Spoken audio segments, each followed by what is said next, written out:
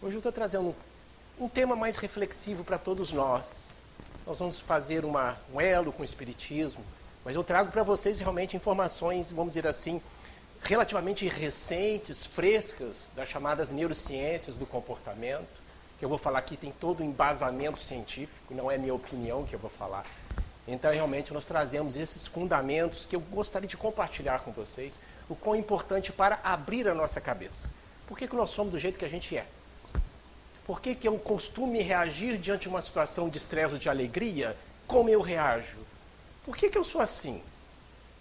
Ah, foi Deus que quis assim. Não, a espiritualidade preparou minha reencarnação para eu ser assim. Será que é isso mesmo? Então, todos nós, gente, temos de fato a capacidade de moldar o nosso cérebro. Nós somos escultores realmente do nosso cérebro. Então, realmente, isso aqui é um princípio essencial para a ciência. Nós somos o resultado da genética do ambiente. Ninguém foge disso. Isso aqui é uma fatalidade. De fato é. Mas vamos melhorar isso aqui. Veja só, gente, nós temos a genética dos nossos pais, dos nossos familiares. Mas a genética não exatamente determina o nosso comportamento. Ela predispõe, ela aponta. Então, em ciência, a gente pergunta o que esse gene é capaz de fazer. Essa não é uma pergunta correta. A gente tem que perguntar o que esse gene é capaz de fazer em determinado contexto. Isso que eu falei para vocês é um princípio das neurociências dos cientistas. Então, o indivíduo tem um gene do alcoolismo. Mas se ele estiver num ambiente que não tem contato com álcool, ele vai desenvolver isso. Ah, mas se ele tiver um gene do alcoolismo, ele fica num ambiente em que as pessoas têm a cultura de beber todos os dias, final de semana, é possível ele desencadear?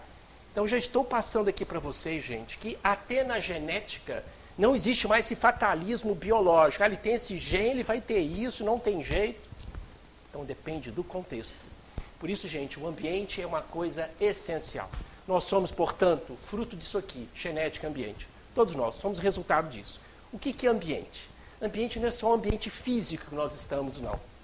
Mas é tudo que nós relacionamos com o nosso micro ou macro ambiente. É desde a nossa roupa, gente, até a nossa roupa íntima, até o prato que a gente utiliza, até justamente as coisas que nós escutamos, os livros que nós usamos, as conversas que nós temos com nossos amigos e familiares, coisas que falamos repetidamente até em tom de brincadeira. Porque isso programa o nosso cérebro para fazer aquilo automaticamente. Então vejam só, gente, olha só uma expressão interessante que os neurocientistas falam. Grande parte do que somos e sentimos se deve principalmente ao que falamos e escutamos. Vou repetir. Grande parte do que somos e sentimos se deve ao que falamos e escutamos, mesmo em tom de brincadeira. Você reprograma o seu cérebro de acordo com o que você escuta no seu dia a dia, seja coisa boa, coisa ruim, não interessa. Você vai programar o seu cérebro. E o que você fala? Então, tudo isso são mecanismos que nos fazem, portanto, o nosso ambiente. A genética está ali, mas o ambiente ele é poderoso. Tanto que existe um princípio que é fundamental nas neurociências que diz que o ambiente é um potente modelador das nossas crenças e comportamentos. Então, o ambiente não interessa, gente, ele vai influenciar em nós em todas as áreas. Quando eu digo ambiente, não é só ambiente físico, é tudo isso. São pessoas, o que eu assisto, o que eu leio, os lugares que eu costumo frequentar para me divertir, as conversas, o conteúdo delas, tudo isso vai influenciar as minhas escolhas. E as escolhas das mais diversas. As escolhas até mais complexas, mais simples. O ambiente começa a me modelar junto com a minha genética. Então, por mais que uma pessoa queira viver no meio do deserto, na floresta, sem ter ninguém, ela estará sendo influenciada pelo ambiente. Então, gente, vejam, olha uma coisa impressionante. O ambiente programa o nosso cérebro sem a gente saber. Então, como é importante a gente começar, às vezes, mudar o ambiente ou alterar ele. Então, já fica aqui um princípio fundamental, que é do Espiritismo. Começar a selecionar aquilo que realmente tem significado e nos faz bem. Selecionar as coisas simples. Eu não posso sair daqui e mudar a rua, a cidade, eu não tenho como fazer isso. Mas nós podemos mudar o nosso microambiente. Desde a nossa casa, desde a decoração, desde a higiene, como organiza, a minha roupa, o que eu tomo, o que eu uso no dia a dia. Isso estará jogando a programação para o seu cérebro. É tão impressionante o ambiente, gente, que há pessoas que elas simplesmente, mesmo que elas fiquem no automático, o ambiente vai modelando o cérebro delas. Deixa eu falar uma coisa para vocês. O que eu vou falar agora não é nenhuma militância política, filosófica, nada disso. Estou falando cientificamente. O cérebro de uma criança que está no meio da pobreza, da escassez, é completamente diferente do cérebro daquela criança que tem um melhor recurso financeiro educacional. As discrepâncias socioeconômicas também ocorrem as discrepâncias cerebrais. É incrível. A pessoa que vive na pobreza, na escassez, ela tem o cérebro com mais dificuldade de aprender, isso é óbvio, e também tem mais chance e risco de ter várias situações neuropsiquiátricas. Isso que eu estou falando não é minha opinião, isso é cientificamente. Existem medidas que fazem com o cérebro da criança nesses dois contextos e ver a diferença que é brutal.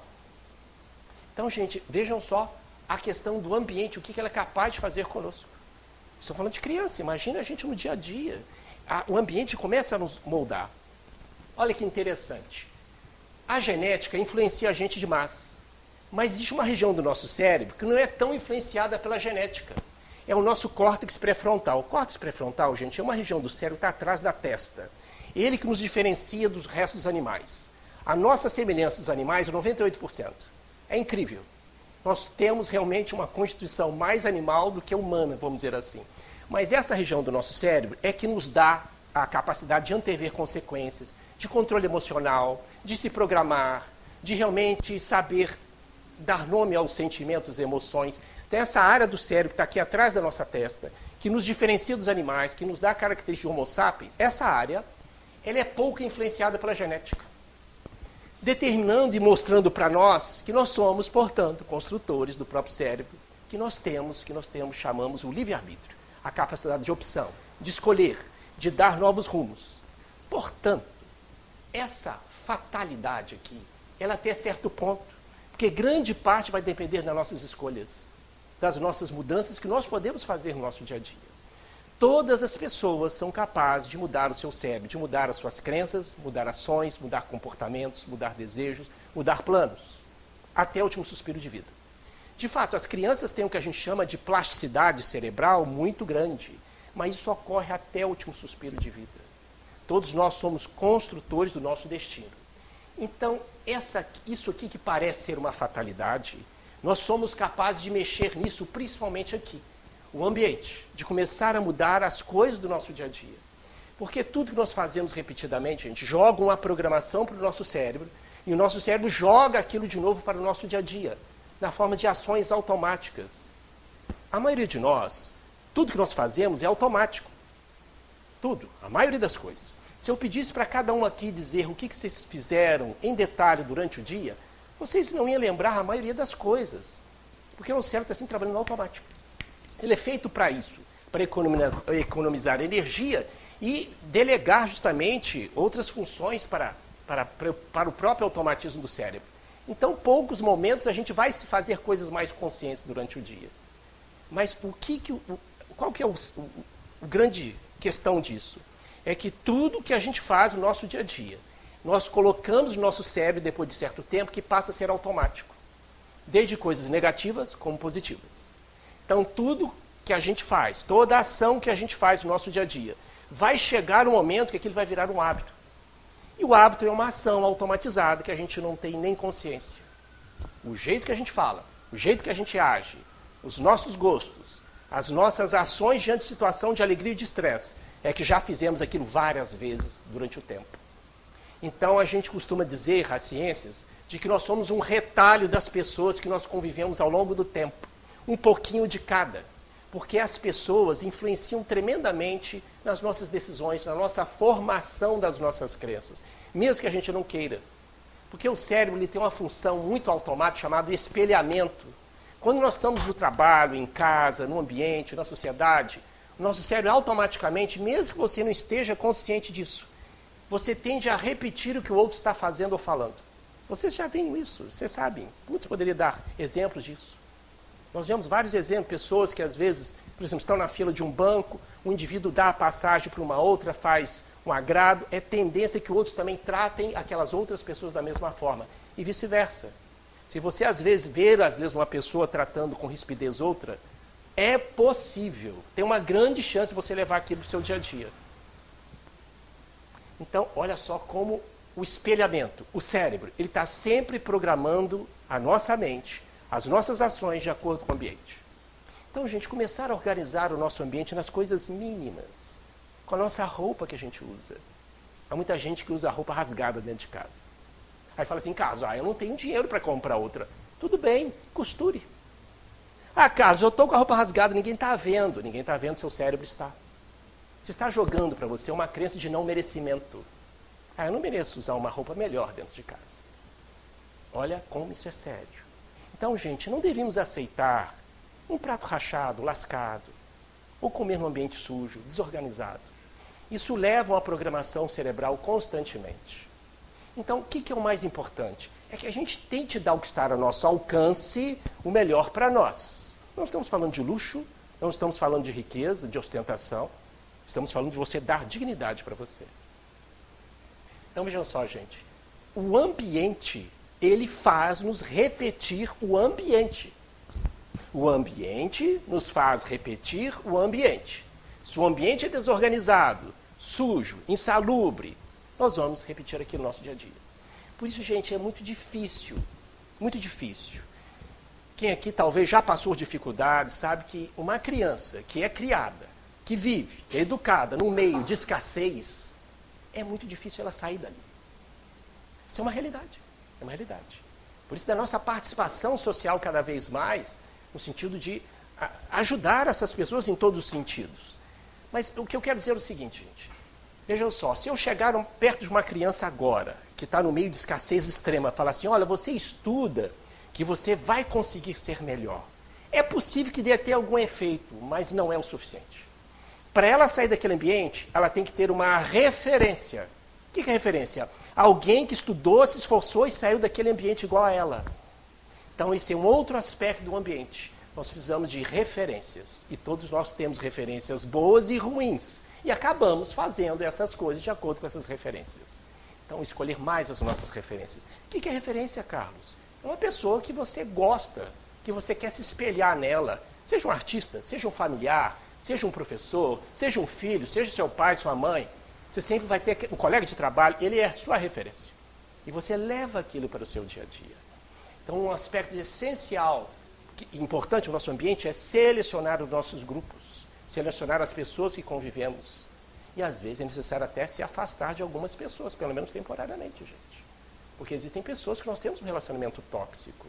É muito difícil, às vezes, conviver. É necessário, às vezes, um afastamento temporário. Porque a convivência contínua, ela vai reprogramar o nosso cérebro. Por isso que genética e ambiente, eles criam o que nós somos. Portanto, o cérebro, ele é feito assim, gente, olha. Isso aqui, gente, é forma esquemática. Essas bolinhas azuis são os neurônios, tá? Isso é uma forma esquemática, só para vocês entenderem. Quando nós temos um comportamento repetido, de estresse, raiva, felicidade, medo, angústia, alguma habilidade manual, tudo que nós temos, os neurônios, com o tempo, passam a se conectar um com o outro de forma automática. Tudo que nós começamos a aprender no início, seja a bobeira que vocês possam imaginar agora.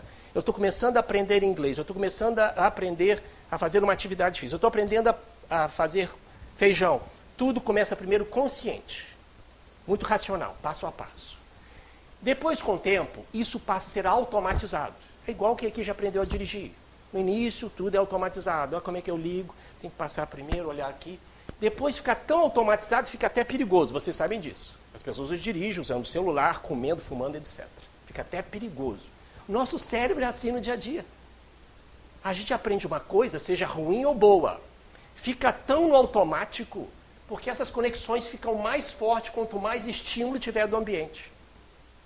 Então imaginem, suponhamos, que alguém está sempre dizendo, minha vida não presta, nada dá certo, eu nasci para ser infeliz, mesmo em tom de brincadeira. O que esse cérebro vai receber de conexões? Ô Carlos, eu faço isso uma vez ou outra, é apenas uma brincadeira. O seu cérebro não entende separar a realidade da ficção, gente. Você falou, ele está registrando que é realidade. Fala de forma repetida e com significado, aí mais ainda vai ocorrer conexões muito fortes. E você passa a fazer aquilo automaticamente. Um ambiente sujo, desorganizado, você vai levar desorganização para suas funções mentais. Porque o cérebro vai reproduzir no seu dia a dia aquilo que é o seu ambiente ou microambiente. Então, organizar a sua casa, organizar o ambiente do seu trabalho, por menorzinho que ele seja, mais simples que ele seja, porque você vai estar jogando essa programação para o seu cérebro. Isso é automático, no dia a dia. É isso que vai fazer você nas suas escolhas, nas suas decisões. Vejam bem, gente, o cérebro é um órgão hipersocial. Todos nós precisamos ter contato com outras pessoas. É comprovado cientificamente que a solidão a médio ou longo prazo é fator de risco para Alzheimer. Isso é fato que eu estou falando para vocês. Isso, os médicos sabem disso há anos. Solidão leva ou aumenta o risco de Alzheimer e outras doenças, como morte precoce e doenças cardiovasculares. Então vejam bem, gente, o cérebro, todos nós, mesmo que a pessoa faça a opção de morar sozinha, ele fica faminto de ter contato com outros seres humanos. É a necessidade de pertencimento, de vínculo, de toque, todos nós temos isso. Mesmo aquela pessoa que quer, eu não quero sair de casa, eu não gosto de ser social, o cérebro dela vai pegar ela uma hora. Nem nas redes sociais ela vai querer ter contato. Na fila do supermercado ela vai puxar um papinho com alguém. Isso é cerebral. Então vejam só, nós necessitamos de pessoas. E as pessoas influenciam tremendamente nas nossas escolhas, no nosso dia a dia.